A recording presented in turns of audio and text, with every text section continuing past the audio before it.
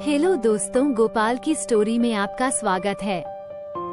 आज हम हरतालिका तीज व्रत का कथा सुनाने वाले हैं।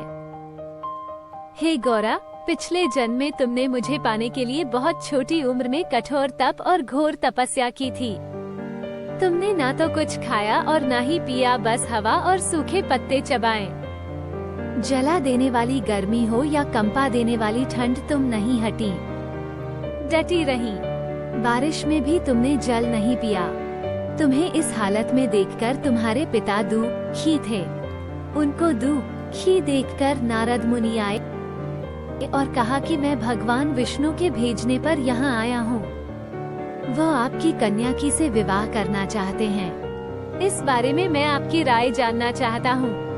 नारद जी की बात सुनकर आपके पिता बोले, अगर भगवान विष्णु ये चाहते हैं तो उन्हें कोई आपत्ति नहीं। परंतु जब तुम्हें इस विवाह के बारे में पता चला तो तुम दुखी हो गईं।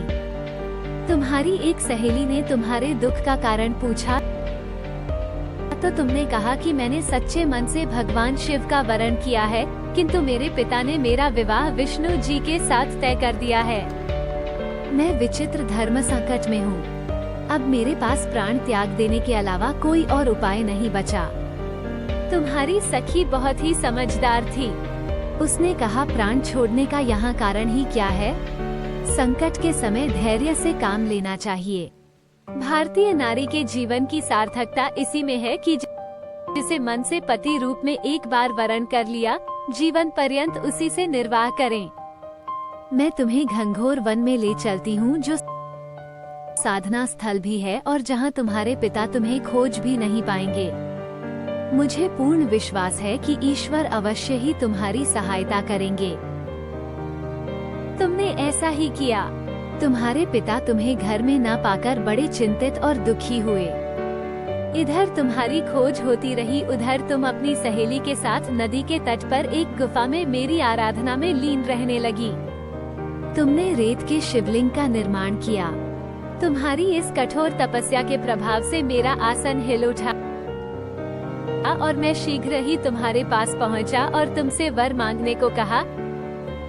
तब अपनी तपस्या के फलीभूत मुझे अपने समक्ष पाकर तुमने कहा, मैं आपको सच्चे मन से पति के रूप में वरण कर चुकी हूँ। यदि आप सचमुच मेरी तपस्या से प्रसन्न होकर यहाँ पधारे हैं तो मुझे अपनी अर्धांगिनी के रूप में स्वीकार कर लीजिए। तब तथास्तु कहकर मैं कैलाश पर्वत पर लौट गया।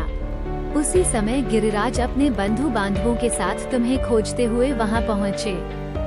तुमने सारा वृतांत बताया और कहा कि मैं घर तभी जाऊंगी अगर आप महादेव से मेरा विवाह करेंगे। तुम्हारे पिता मान गए और उन्होंने हमारा विवाह करवाया। इस व्रत का महत्व यह है कि मैं इस व्रत को पूर्ण निष्ठा से करने वाली प्रत्येक स्त्री को मनवांछित फल देता हूँ। इस पूरे प्रकरण में तुम्हारी सखी ने तुम्हारा हरण किया था, इसलिए इस व्रत का नाम हरतालिका व्रत हो गया। इस व्रत से जुड़ी एक मान्यता यह है कि इस व्रत को करने वाली महिलाएं माता पार्वती के समान ही सुखपूर्वक पतिरमण करके शिवलोक को जाती हैं।